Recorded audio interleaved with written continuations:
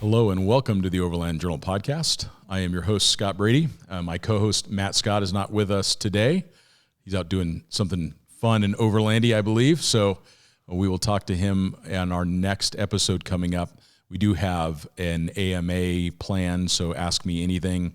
So if you guys have questions that you'd like to pose to Matt or myself, please contact us via Instagram. You can reach me at scott.a.brady to provide those questions. And I've got a great guest with me today, a longtime friend, someone that I have traveled with in South America and several locations in North America as well. Sterling Noren, who is a well-known filmmaker in the space.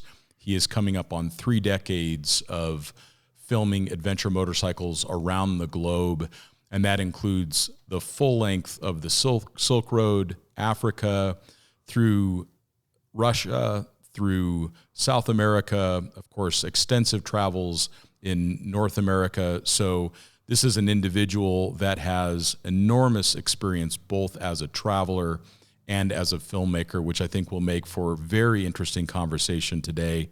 Thank you so much, Sterling, for being on the podcast with us today. Thanks, Scott. It's great to be here. Yeah, man. I mean, I'm thinking about some of the trips that we've done together. I mean, South America being one, we were both on Expedition 65. And it was funny. Just the other day, I came across some helmet cam footage that I had. Remember when we were in Ecuador, we were in Ecuador and we got onto a racetrack. That's right. And they had us all lined up, and I've got this helmet footage of me like flogging this poor rental BMW. You imagine riding in a place like South America and you don't ever think you're going to be on a racetrack doing it. Yeah, but that was so fun. I mean, I was dragging pegs and nearly dragging the luggage on that thing going around the track. That was really fun. Yeah, I mean that whole journey was excellent, and I remember talking earlier today about how good of a job that everybody did, just kind of being a member of that team, and such variety of personalities, and that we all learned so much about each other, and people really had some great experiences on that trip. Absolutely. So.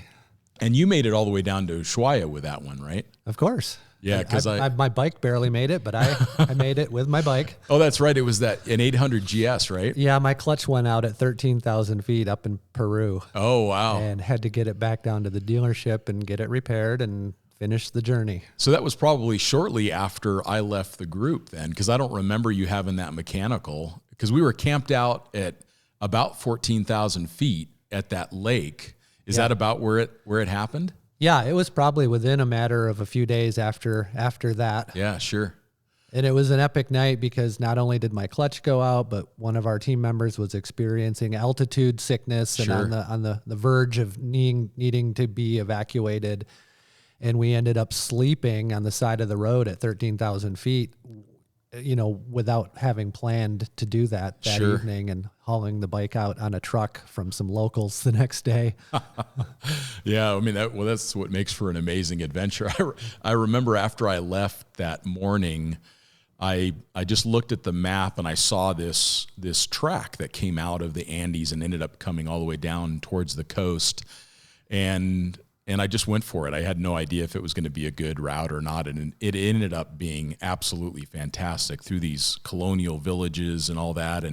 And I get down towards the coast and I'm in this little coffee shop and I'm talking to some locals that spoke English. And I told them where I came from. And they're like, that's where all the shining path are. That's where ignorance is bliss. I had no idea that it was like not really a good idea to be riding solo on a motorcycle through all that. But it was just incredible how beautiful those valleys were and how stunning the Andes were in that part of the country. Yeah, and we went the opposite direction. We started at the coast and went up to 13,000 feet in one day. Yeah. And that's not necessarily the best thing to do to your body. Yeah, for sure. Yeah, I remember a bunch of folks were not feeling well when we were camped out. And that was a cold night. I had all my own camping gear with me on the bike, but I wasn't really set up for that probably 30, 35 degrees that we had that night. And it was pretty cold. I remember being chilly. And even getting up in the morning and seeing frost on the motorcycle when I was leaving the lake, that was chilly for sure. Yeah, but that was an amazing journey. Of all of your travels, when you think about your journeys, what was one of the ones that was your most favorite? What was the one that really stands out in your mind? You know, people often ask me, like, what's my favorite place I've been to? And it depends on how you look at it or what you're looking for. I think Iceland was great for adventure motorcycle riding and natural beauty. Travels along the Silk Road gave me a look into the Muslim world and also just ancient cultures, cities that have been around for 10,000 years. Yeah. Africa, you know, the wildlife there is like nothing I've ever seen. And of course, going across Russia, it's just growing up as a kid with the Cold War in the background, it was really interesting to go through all these former Soviet countries. Yeah. And so they're all special in different ways. But I think for me, what's really become the most meaningful to me are the solo trips that I've taken. And I haven't traveled around the world solo. I did a big expedition by myself down in the Copper Canyon that really changed my life, actually, to be honest. And so that's kind of what stands out in my mind when I look back at the big picture are some of the adventures where I've just had it off by myself. And what do you find that you learn, or what do you find that defines this solo travel for you? Well, it's, you're on your own. You have to be entirely responsible for yourself and your survival. And that's not to say that you don't get help along the way when and as you need it, but it's a very different experience to know that you're out there on your own, whether it's dealing with mechanical issues or getting lost, or quite often just dealing with the other people that you meet, maybe not speaking the same language and having to communicate with people. I think it's a rare form of travel that not a lot of people do, but if you're the right kind of person and you can have something to do along the way, like I do with my film and video, it can be really meaningful and really rewarding. Yeah, I think for me, because I am such a social creature, I do enjoy traveling with others, but the times that I've traveled solo, like, for example, coming back from Peru back to Bogota alone on the bike, you spend a lot of time with yourself and you kind of decide if you like your own company.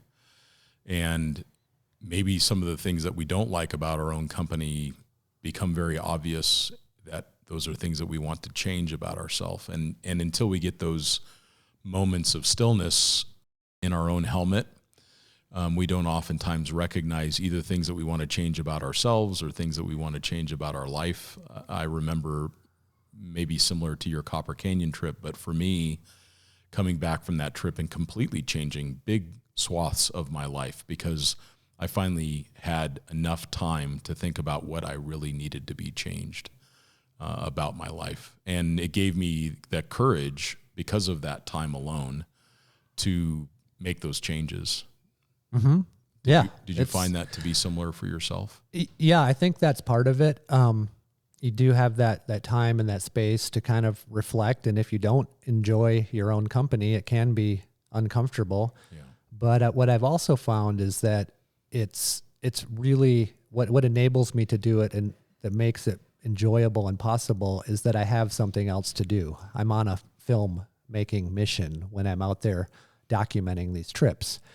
And, I would suggest to anyone, that watches my movies and sees me out there doing these kinds of rides, they might have a very different experience, because they might get to their campsite in the evening, and if they're not making a video and they don't have anything to do, they might get bored and they might get restless.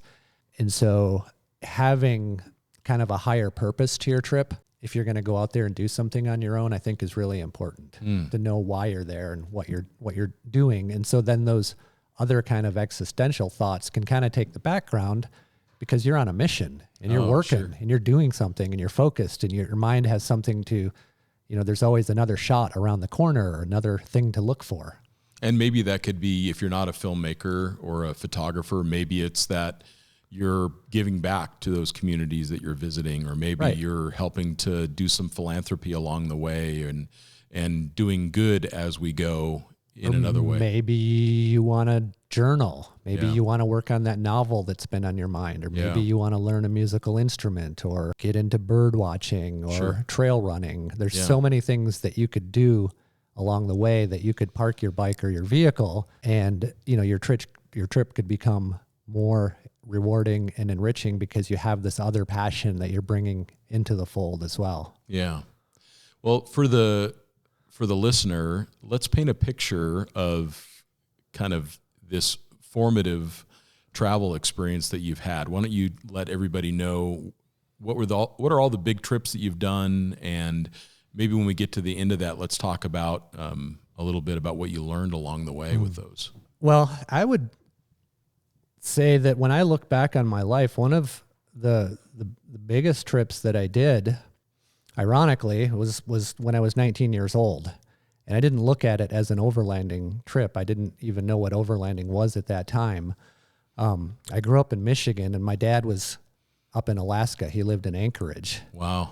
And when I was 18 years old and I'd graduated from high school, he said if I wanted to fly up there and visit him, he would give me this old Army surplus pickup truck that he'd bought at an auction.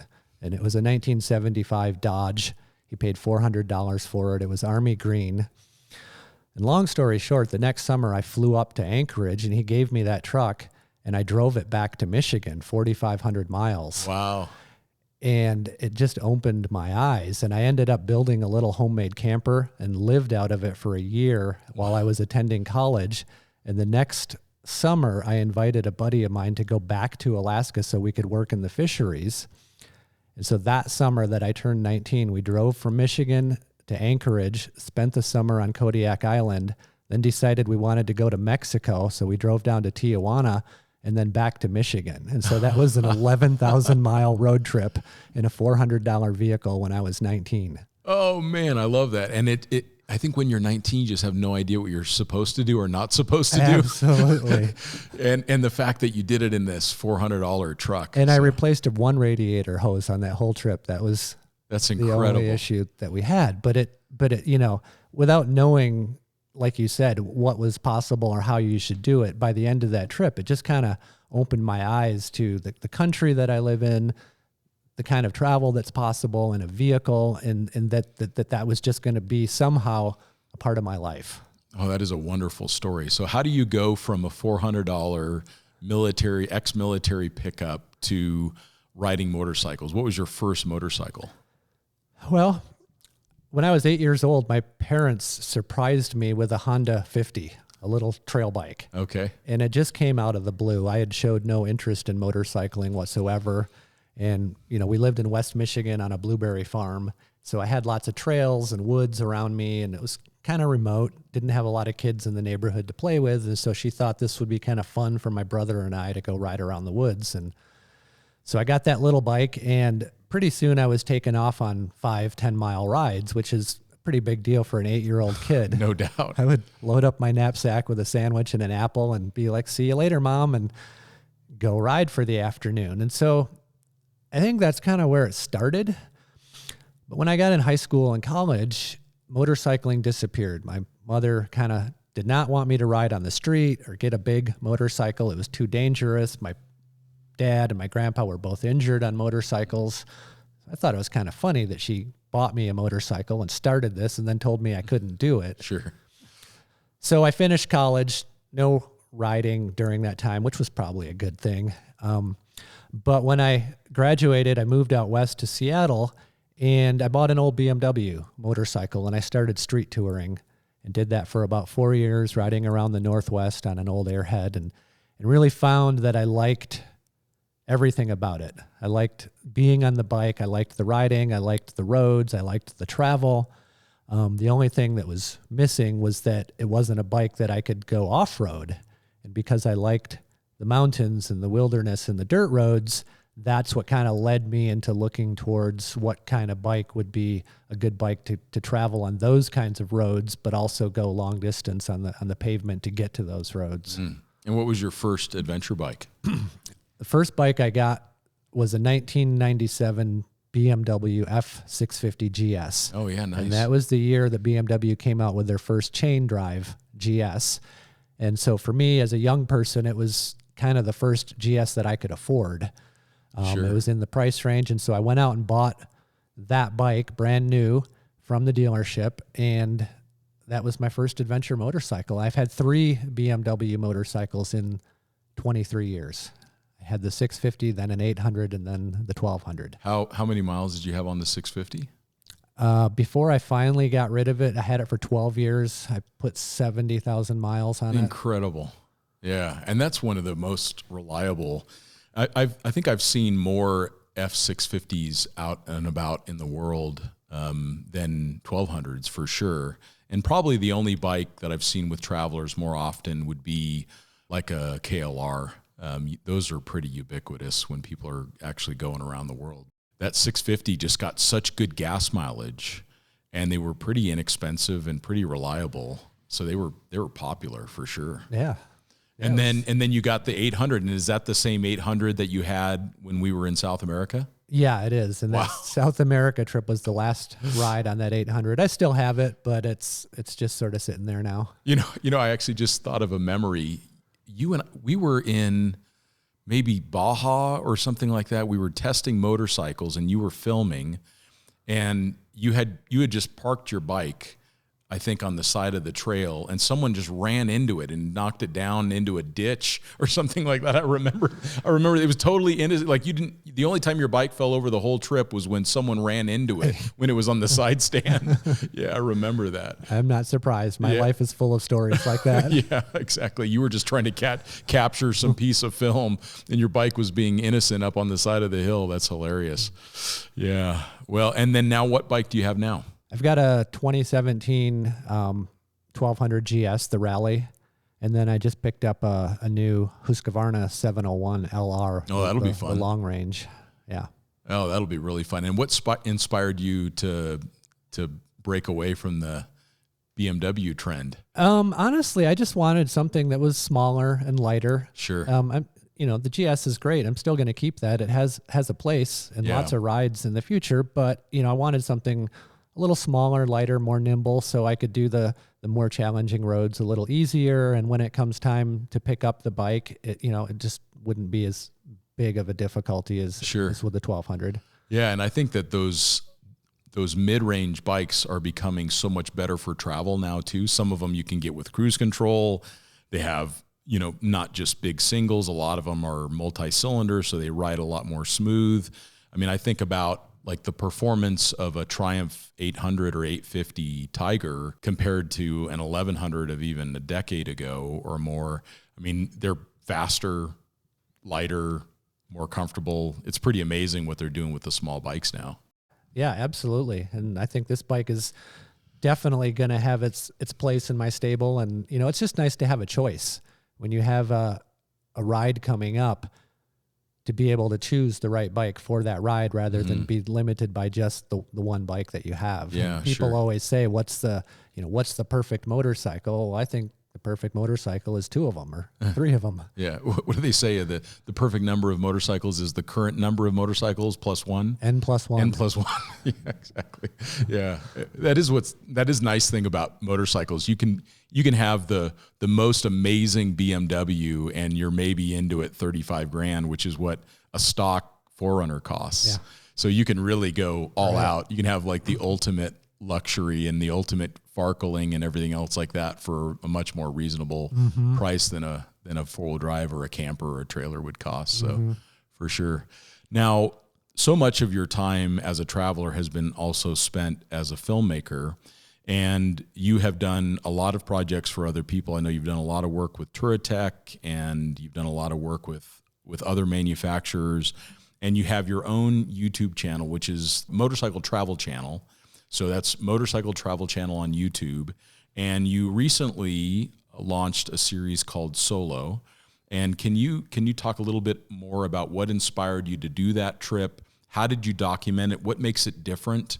Maybe give some insights into the listeners that want to document their own trips on how to do that. Maybe some of the gear you used. Yeah, all good questions, all good stuff. So the series, it's called Riding Solo, and it came out last summer, and it was based on a ride that I took last July, 6,000 miles by myself from my home in Arizona up to the Canadian border and back. A lot of the projects that I've worked with on the past, like Expedition 65 in South America that you were on, were group rides. Were big group rides with a dozen people or more. Those are all great experiences, but they also introduce a lot of complications into the travel experience, and particularly the movie making experience. Because as a filmmaker, I go into those projects and I might have an idea in my mind about what it means to make a movie, but to get 12 other people in on that process can be quite a challenge. I just wanted to do a project where I didn't have those complications and I could do it the way I wanted, where I had all the time in the world to film things the way I wanted, to stay in a particular location, to go hard, to go fast, to go slow. And so I decided I would just take off and film my own adventure. And I also decided that I wanted it to really be an adventure in the sense that I wanted it to be a camping adventure. So from the start, I decided that I was going to ride 6,000 miles, no motels, no hotels, and that I would camp and cook my own food for breakfast and for dinner every day. And so in a nutshell, that's what it was. It ended up being a 25-episode series that's on my YouTube channel. Each episode is about anywhere from 10 to 20 minutes long. And it's a pretty simple formula. They usually start out with some scenic riding shots through different landscapes. And I really tried to get a lot of really good aerial footage on this project. I've spent a lot of time learning how to fly a drone, get the right shots, do it at the right time of day to really capture the beauty of the landscape and the bike going across the landscape. And so I think question for you on the drone, did you use the follow me functions of the drone, or how did you capture those shots? Good question. And a lot of people ask me that. There's a couple ways that I do it. Yes, it does have a follow me function, and it's pretty cool. It works to an extent. It can either follow you behind you, or you can set it to like parallel track. But if you go too fast or you get behind obstacles, it'll lose you and it will stop. But you can get some good footage that way. The other way that I do it is I carry my controller on my tank bag, and I'll position the drone in the air for what I think looks like a good shot. And I'll start, 100 yards before the shot, and I'll ride into it. And then just before I get into frame, while it's recording, I'll take my hand off of the motorcycle and move it over to the tank bag, and I'll start to fly the drone forward as I ride into the shot. So now you've got the shot, you've got the movement of the drone, you've got me going through it, and then I'll just repeat that process. Wow. Yeah, so you're riding one-handed. You're riding one-handed.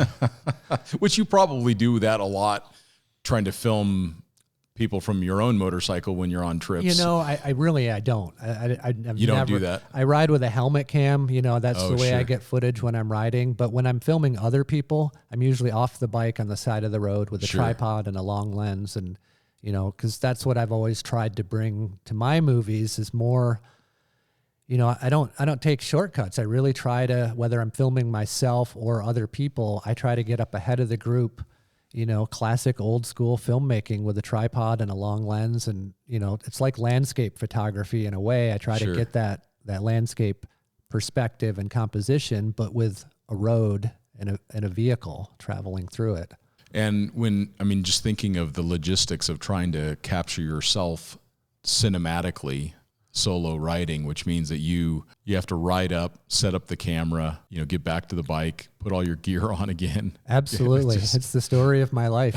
How many hundreds of miles have I walked to and from my camera? But the amazing thing is now when I started filming this way, it was probably my first trip to Mexico in 2009 was when I did this kind of solo filmmaking. And all I had was a camera and a tripod. So I did everything that way. Now the technology has changed a little bit. The drone is my magic tripod. It's beyond my wildest dreams because I can launch it in the air. I can position it wherever I want places where I couldn't even put a tripod if I wanted to. And then I ride through the shot and I don't have to walk and go back and pick up the tripod. Sure. I just call it and it comes back to me. And so that's cool. It's really a game changer. I'm assuming that you're using the helmet cam, and then do you also have like a POV camera that you put on the handlebar to shoot back at yourself, or another helmet camera? Okay, yeah, sure. I can mix up the helmet camera angles. So I basically use 3 cameras. They each have their own purpose. That would be my, mirrorless camera that I would put on the tripod, the helmet camera, and the drone, and then weaving those together to tell the story. Yeah. And so going back to the formula for each of these videos, it starts out with some writing to kind of give the viewers a sense of place and where I'm traveling through. In the second half, it would be kind of the location, the campsite. And so I'll stop, I'll find a beautiful place to camp that's remote where I'm the only person around.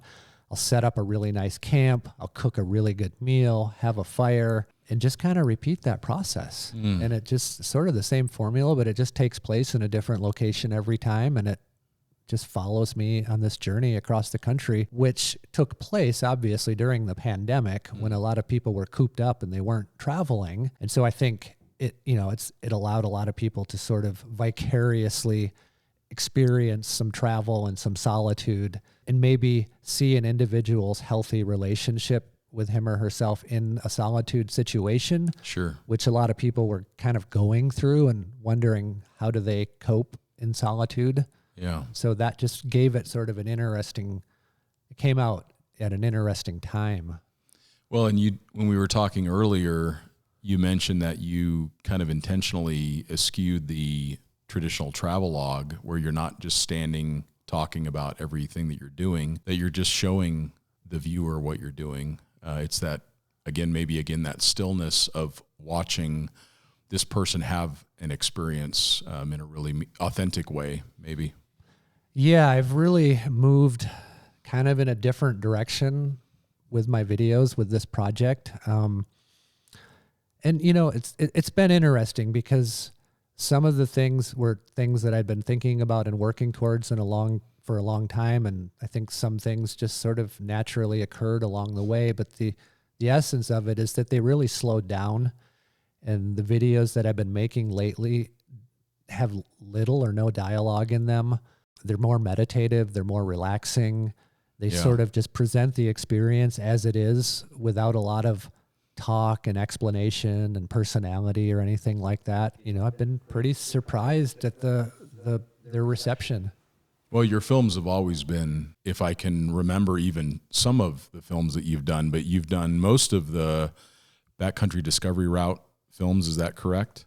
Yeah, 8 out of 10. And then recently you worked on bringing all of those 10 films together into like a 10-year anniversary series for them, and that launches fairly soon, right? Yeah, that's going to be premiered this weekend, and for your listeners that are probably listening later, it will be available for free on Vimeo on demand, on Amazon, so you can just go to ridebdr.com to get all the information. But it's an 80-minute feature-length documentary about the 10-year history of Backcountry Discovery Routes. That series of routes, I think, is one of the best executed route series that we've ever had in North America. I think the Australians have done a good job of similar projects, but I think it's one of the finest overall series of routes. And the number of people that I've talked to that said, I'm going to do the Washington BDR, or I'm going to do the Arizona BDR, and people that are planning their annual vacations around going and experiencing one of those routes. And they're associated with Butler Maps too, is that right? So there's a team of people over there that have done a wonderful job of crafting these very remote adventures that are somehow accessible to folks. Absolutely. It's a great team. They are really well executed, and you can watch the film, you can buy the map, you can download a free GPS track, and you can go to the website and get all the information about campsites or lodging along the way, or even real-time weather map. It basically, gives you all the tools you need so that you don't have to really spend months and months and months planning out an adventure ride of that magnitude. Yeah.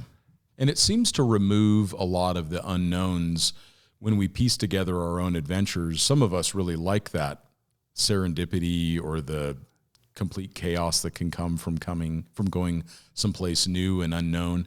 I think that one of the real advantages of the BDR is that in general, it can be ridden by a larger adventure motorcycle, by someone of average skill, and they can have an incredible experience along the way and oftentimes even interact with other travelers on the same route.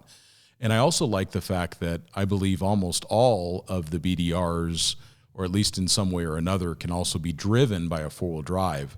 So those that are listening that have a four-wheel drive that would love to do one of these cross-state routes, just know that most of these backcountry discovery routes can be done with a four-wheel drive as well. That's true.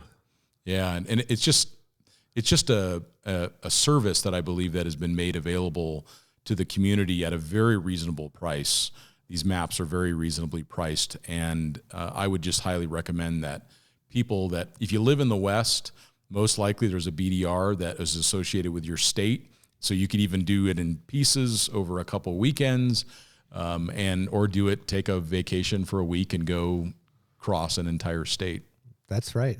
And do you know if have they worked on beginning to piece them together where you could literally do like a border to border route? Is that something that they have done yet? There's some suggested connector routes between where a particular BDR might end and another one might start. Yeah. But you could already do the Washington BDR, then the Oregon BDR, then the California BDR, and or the Utah and the Colorado, and there's just numerous ways that you could connect these routes together.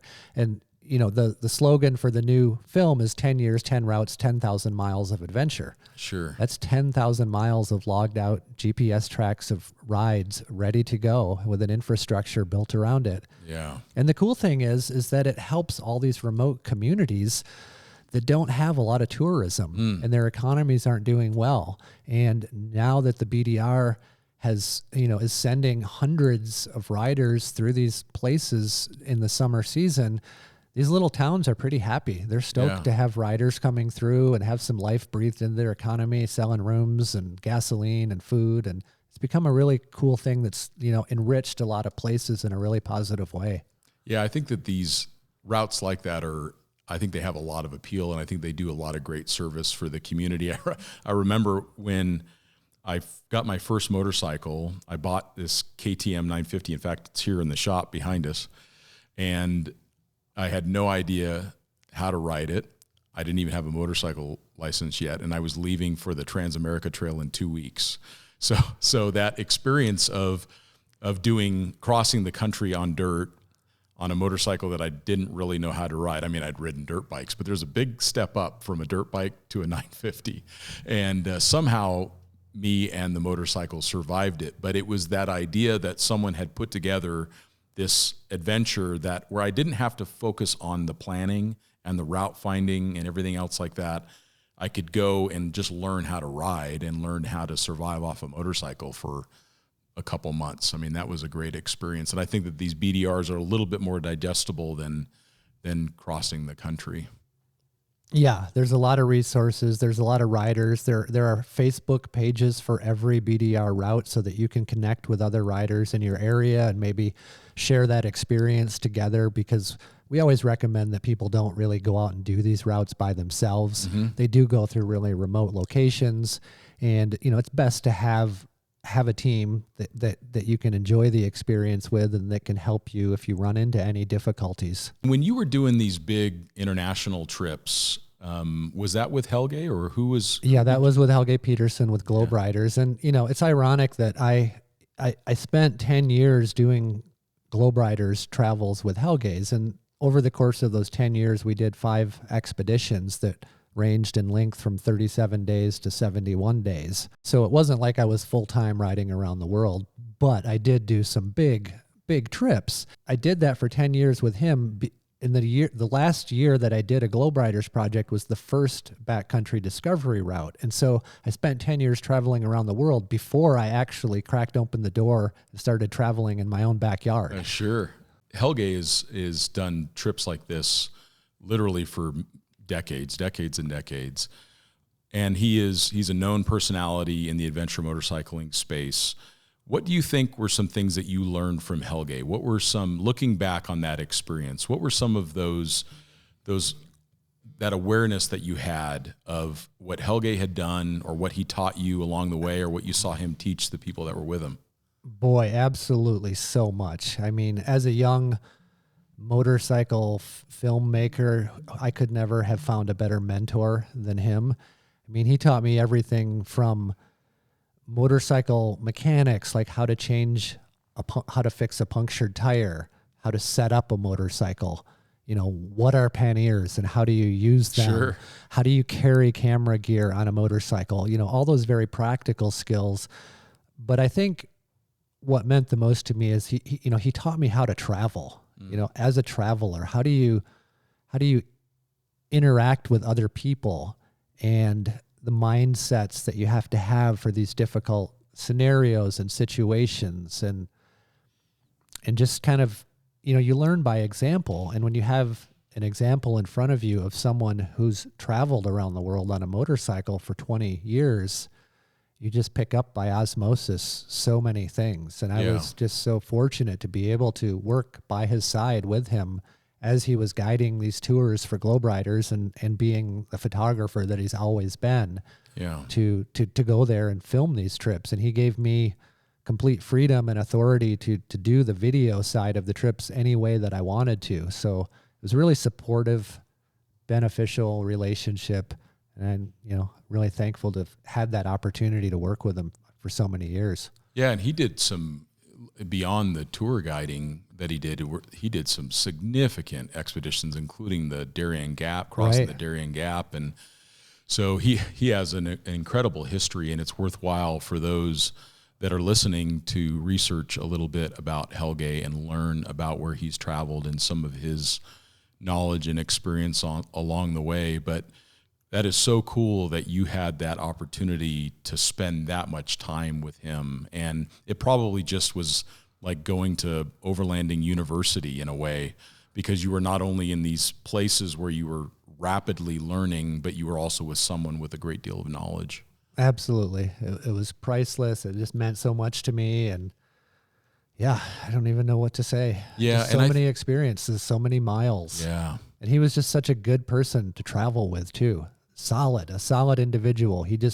I never once saw him upset about anything. Yeah. Well, and I think you have to be that way to guide a group of people. Yeah.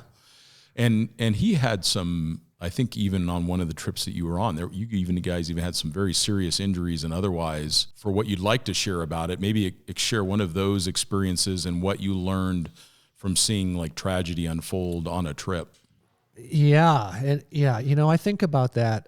I'm at a point in my career where I've done enough projects and filmed long enough that I spend a lot of time working on the current project or the next project, but I also spend a lot of time thinking about where I've been and what I've seen and kind of telling those stories as well. And one of the things I haven't really talked a lot about in any of my films are those difficult moments. I have seen a lot of riders get hurt and get pulled out of projects or rides. I've seen helicopters come. I've seen ambulances. I've pretty much seen it all. And fortunately, at least so far in my experience, nobody's ever been killed on a ride that I've been on. But I've seen a lot of broken legs and ankles and that kind of thing. And it's not something you want to see happen to any one of your mates along the way.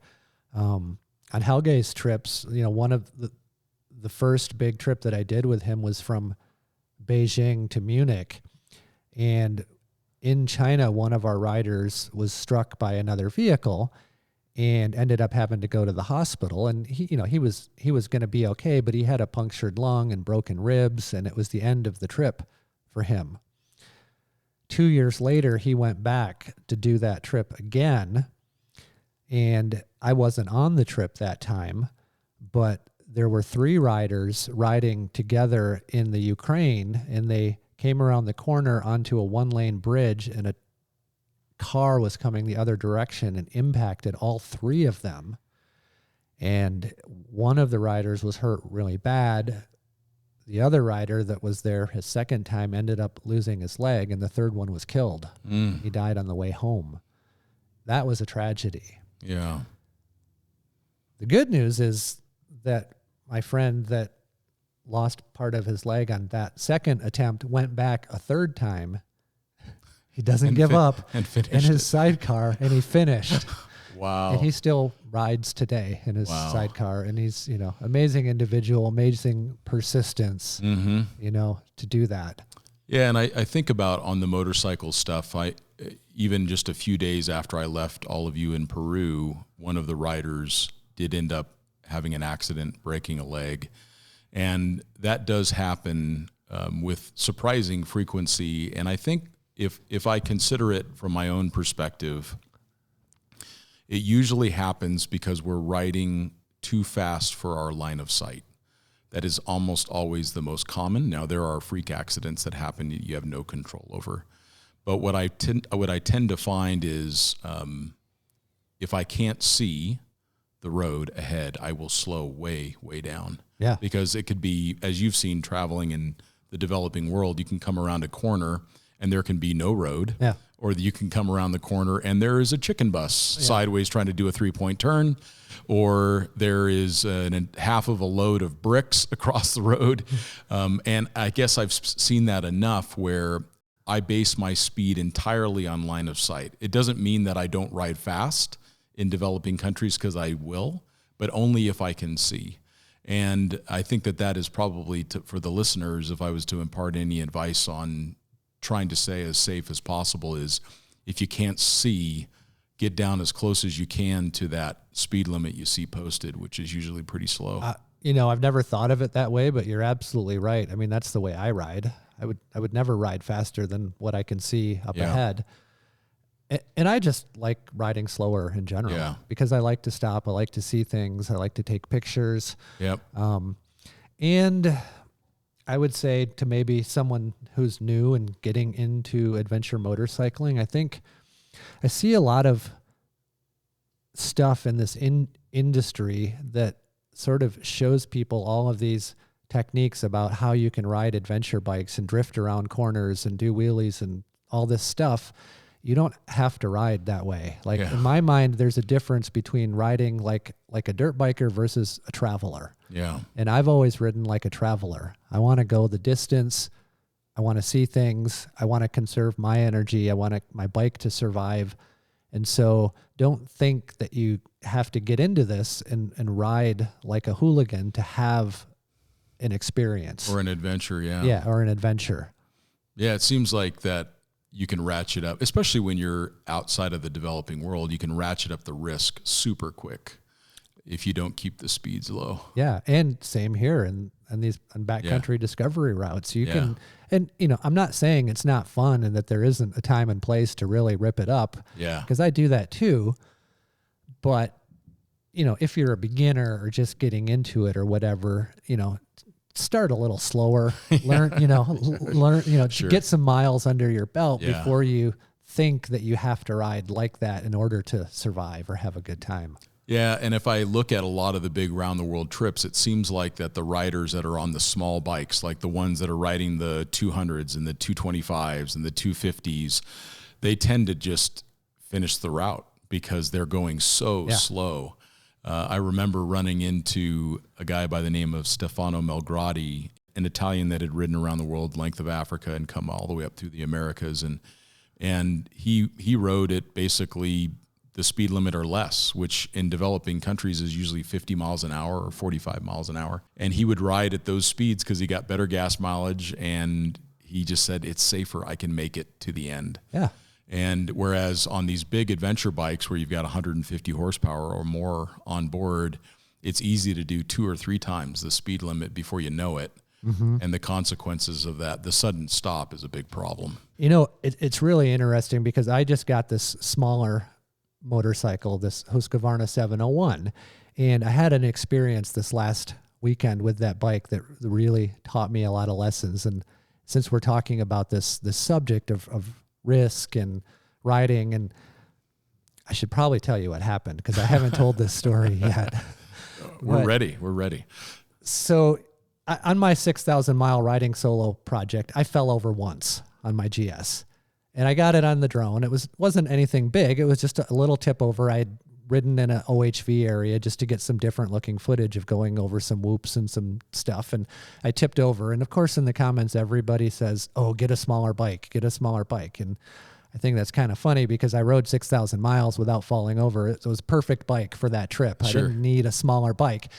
But that said, sometimes you do want a smaller bike for some of the more rugged, rough stuff. And so I got this smaller bike, and I've been out riding it and getting used to the smaller bike and what it can do and where it can go and those kind of things. And there's a road that I don't know if you've ever done down here, but it's called the Rug Road. And it's over by the Aravaipa Canyon Wilderness, north of where I live. And I've always wanted to go to the Aravaipa because it sounded like it was sort of a paradise here in Arizona. There's free-flowing water year-round and creeks. And so I drove up there in my van and thought I would make a video of camping overnight in the van, a little overlanding, and then the next day I would ride my new lightweight motorcycle on the Rug Road. And it sounded pretty difficult. They call it the Rug Road because once upon a time, someone had filled a pickup truck with carpet remnants and put it on the road to stop the erosion and help give them traction on this really difficult, steep section.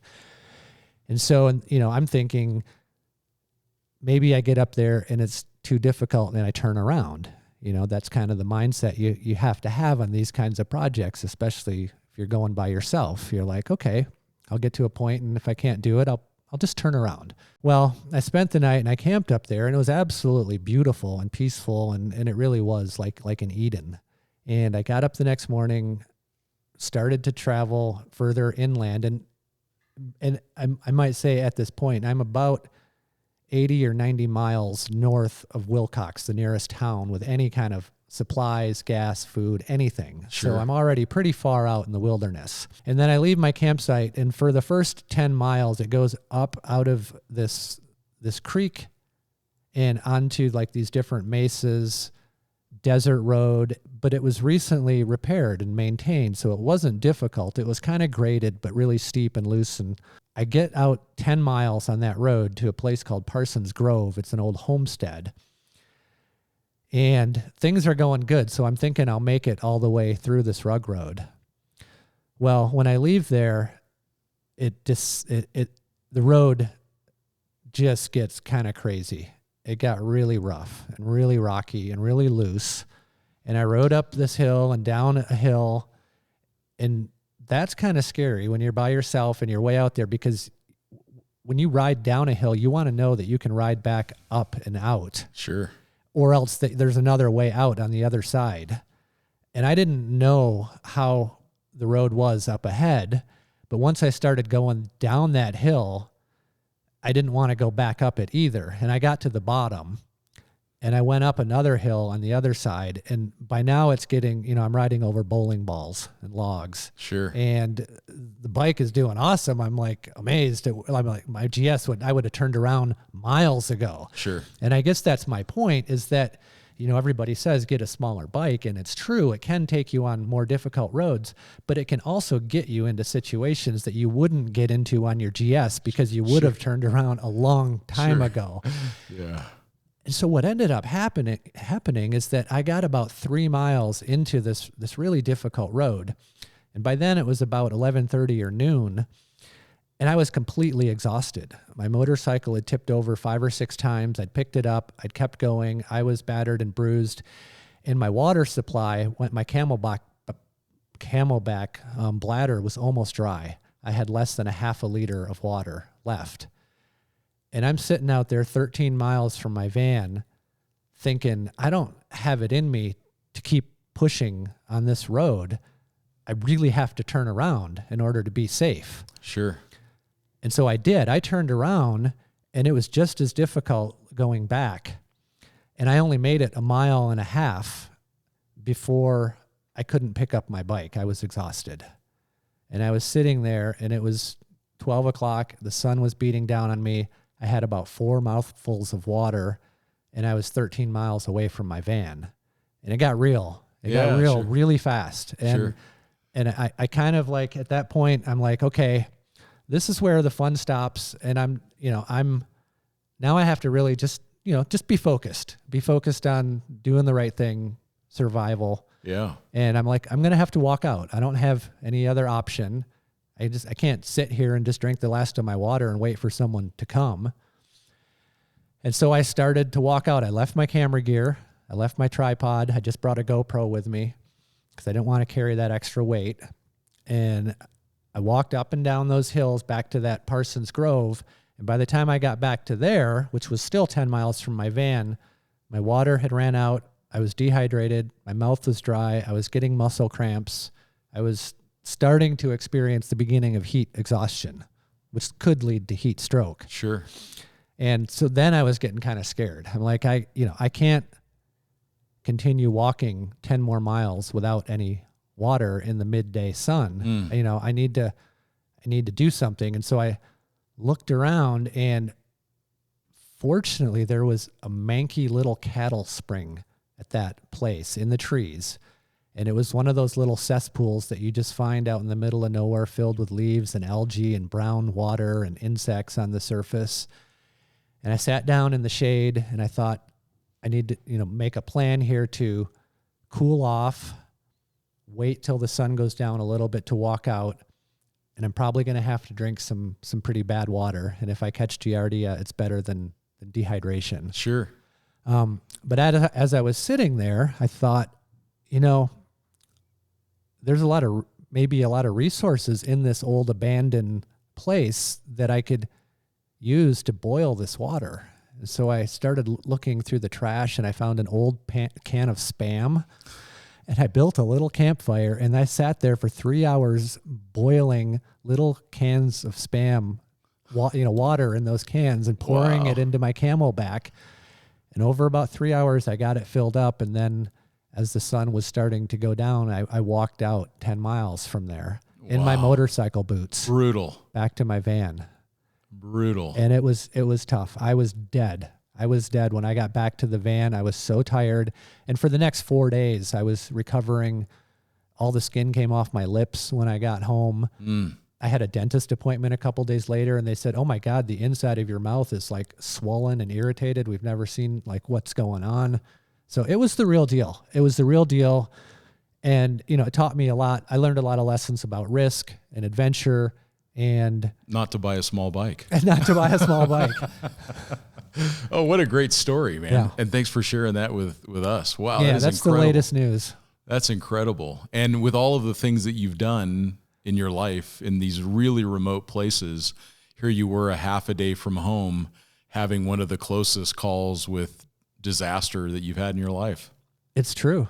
It really is. It taught me a lot about the desert, and I have my eyes have been opened to this new, because I've only lived here for 3 years in the desert. So it's a beautiful new place that I love exploring, but I've got to be careful about what I'm doing and where I'm going and how I do that. And also I don't want to be irresponsible and encourage other people to behave that way. I need to be a role model that shows people the right way to go about these things. Yeah. Because I do want to encourage people to travel solo on their motorcycles, because I think there's a lot to be learned that way, but to do it responsibly. Yeah, but even role models can make mistakes. I make mistakes on a daily basis, and I think that because you came out of it by making good choices and you kept your head clear, that you lived to tell that story, which I think would empower a whole bunch of people. So I think it's also a really positive thing that, and I'm of course I'm glad you're okay, but from that you learned a lot. Now, do you think that you would you bring anything different with you the next time you went out on a there's a Husqvarna a few things I would probably do different. I would bring more water. Number one, I just didn't have enough water to be heading that far on an unknown road by myself in the middle of the day. So that's the first thing. Had I known what that road was like, I wouldn't have done it. It wasn't an appropriate road. It got to where it wasn't fun. Yeah. And even if I had to do it or wanted to do it, I would have done it with another person. Sure. For sure. And then do you think you would have brought maybe some kind of a satellite communicator, like an inReach or something along? I was going to mention that, I've never used those. They've been pointed out to me and recommended from so many people over the years. And in fact, a mutual good friend of ours actually gave me one that's sitting on my desk at home. I just never have activated. Sure. I don't know why I've kind of resented them. I've always just figured it's my responsibility to get me out of whatever situations I get into. But, I would definitely consider it. It's a pretty responsible thing to do. And it really could save your life. The thing that concerned me the most, I guess, was that, I was fine and I made it out of there, but what if I'd injured myself? Yeah. What if I broke a leg and I wasn't able to walk out of there? Yeah. That's, where that could have been really, really dangerous. Yeah, they can be a ripcord for sure, which I think is a crutch. And I see your point. And I think it's very valid that people shouldn't see it as, I don't need to prepare because I can communicate. Because what if that stops working? What if when you crash, it breaks? Right. When you go down, or it goes with the bike when the bike gets swept away by the river or whatever, it's easy for us to lose those electronic devices too. So I think you make a valid point about it not being a crutch, but in the situation of being solo, it may be the only way to save your bacon, right? Yeah. Yeah, cool. Well, that's an amazing story, man. Jeez. Now, along those lines, one of the things that I do like to ask on these podcasts, and for someone with 3 decades of adventure travel experience and multiple laps around the world on a motorcycle, talk a little bit about what you would recommend for someone who wants to be new to motorcycling, they're new to overland travel. What is some advice that you would give them? What would be the words of wisdom or the pearls of wisdom that you would give them before they started? Start slowly, but start. Start now. Don't think that you need to do this or need to do that first. I mean, obviously you have to get a motorcycle if that's what you're going to do, but I think there's more value in learning things that you need to learn by going out and doing it than getting psyched out of doing it because you need to prepare and do this and do that. For example, I never took a motorcycle off-road riding course. And I'm not saying that's a bad idea. I think it's a good idea to take one of those. But just in my case, they didn't really have those courses when I started. But it was okay. Like I learned from trial and error just by going out there slowly and appropriately and notching it up each time and learning that, I could do that road. Maybe I can do this road. And so I would, just encourage anyone that wants to do that you can start. You can start right now. And also, that it doesn't have to be the biggest adventure in the world. Depending on where you live, there's probably a lot of great things right outside your own back door. And I like to think about it as like, say there's a person that wants to run a marathon or an ultra marathon. Maybe they do that once a year, but that's not the only time they go running. They probably go running every day or 3 or 4 times a week in order to do that marathon.